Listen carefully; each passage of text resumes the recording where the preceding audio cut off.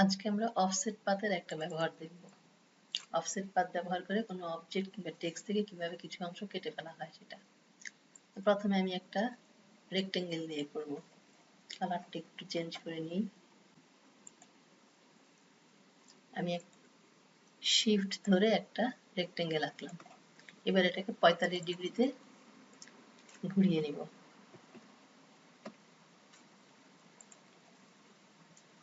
এবার অল্টার এবং শিফট ধরে একটা কপি করে Ctrl+D দিয়ে আরো একটা করলাম। তিনটা রেক্টেঙ্গেল নিলাম।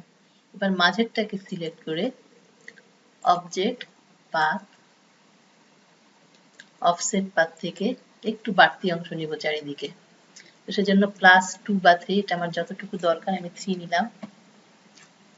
ওকে, এখন এখানে মাঝখানের অবজেক্টটা একটা ডুপ্লিকেট তৈরি হয়েছে, একটু বড় 3 পয়েন্ট বড়। সবগুলোকে সিলেক্ট করার পর আমরা শেপ বিল্ডার্স টুলে ক্লিক করে এটাকে একটু জুম করে দিই।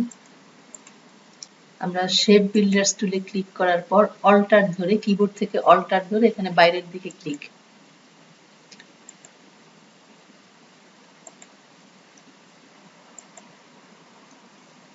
তাহলে এরকম একটা শেপ আমরা পেয়ে যাব।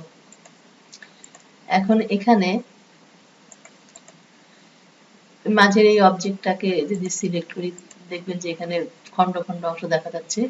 এগুলি রাখতে না চাইলে আমরা সবগুলোকে সিলেক্ট করে পাথফাইন্ডার থেকে ইউনাইট করে দিলেই হয়ে যাবে। ব্যাস, এখন একটা অবজেক্ট হয়ে গেছে। এভাবে আমরা আরেকটা দেখব। এখন আমরা একটু বৃত্ত দিয়ে একটা জিনিস করব।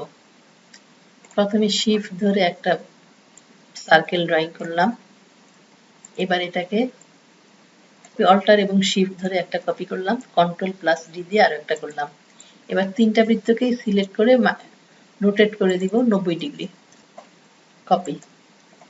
মাঝখানে এখন আমার দুটো বৃত্ত আছে, একটাকে ইচ্ছা করলে আমরা ফেলে দিতে পারি, থাকলেও সমস্যা ছিল না। যাই হোক, মাঝেরটাকে আবার সিলেক্ট করে আমরা অবজেক্ট পাথ অফসেট পাথে যাব। এখানেও আমার যতটুকু বাড়তি প্রয়োজন ততটুকু আমি নিলাম। আমি এখানে 2 পয়েন্ট করে দিলাম। ওকে, তাহলে মাঝের বৃত্তটার চারিদিকে 2 পয়েন্ট বড় আরেকটা বৃত্ত তৈরি হয়েছে।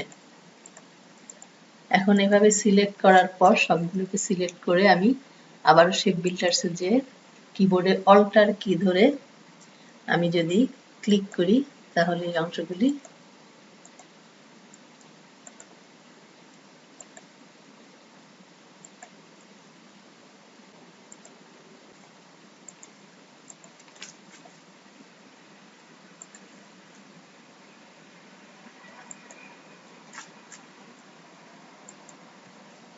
ব্যাস, এখন আমার এরকম একটা শেপ তৈরি হয়েছে।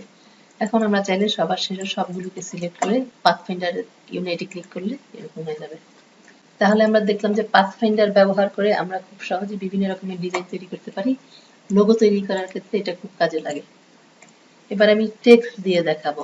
যেখানে একটা টেক্সট আছে, প্রথমে ক্রিয়েট আউটলাইন করে নিতে হবে।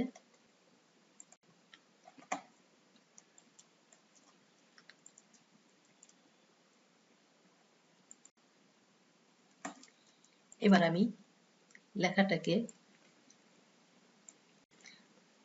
আনগ্রুপ করে দিচ্ছি।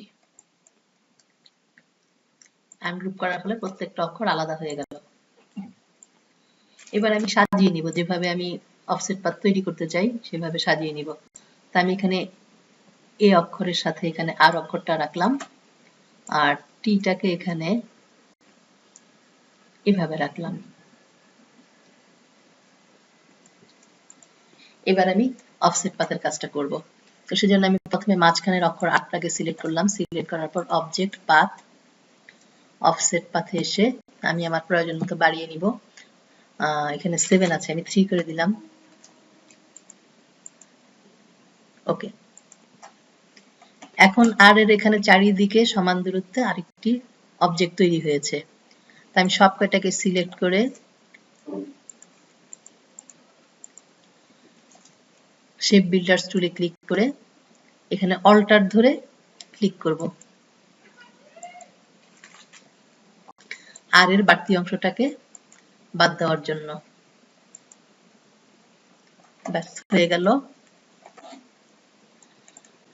এখন আমি পাথফাইন্ডার থেকে এখানে ইউনাইট করে দিব, তাহলে সবগুলি একটা অবজেক্ট হয়ে যাবে। এবার আমি এটার চারিদিকে আরো একটা অফসেট পাথ তৈরি করব। সবটুকু সিলেক্ট করে অবজেক্ট পাথ, অফসেট পাথ। এবার বাইরে একটা অংশ তৈরি করতে চাচ্ছি একটু বড়, আমি 7 বা 8 এরকম দিয়ে ওকে দিলাম। এখন বাইরে যে বড় অবজেক্টটা তৈরি হয়েছে এটাকে আমি আউটলাইন স্ট্রোক হিসাবে দেখাতে চাই, এটা ফিল কালার হিসাবে এসেছে, সেজন্য আমি এখানে সোয়াপ ফিল অ্যান্ড স্ট্রোকে ক্লিক করলে এটা স্ট্রোককে পরিণত হবে। স্ট্রোকটাকে একটু মোটা করে দিতে পারি। এখন দেখেন এখানে বাড়তি কিছু অংশ আছে,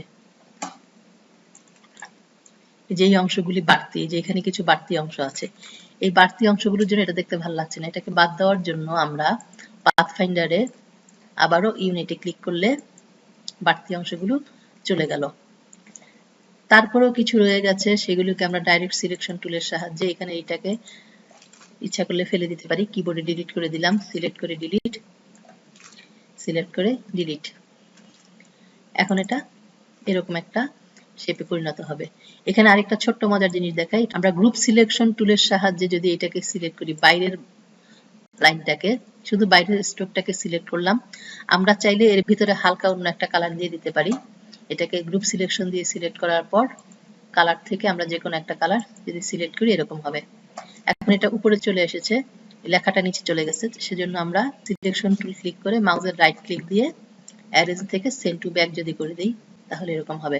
একটা ডিজাইন আমরা অফসেট পাথের সাহায্যে তৈরি করে এটাকে আমরা পরবর্তীতে বিভিন্ন রকমের চেঞ্জ করতে পারি। তা আজকে এই পর্যন্তই, আবার দেখা হবে পরবর্তী ক্লাসে।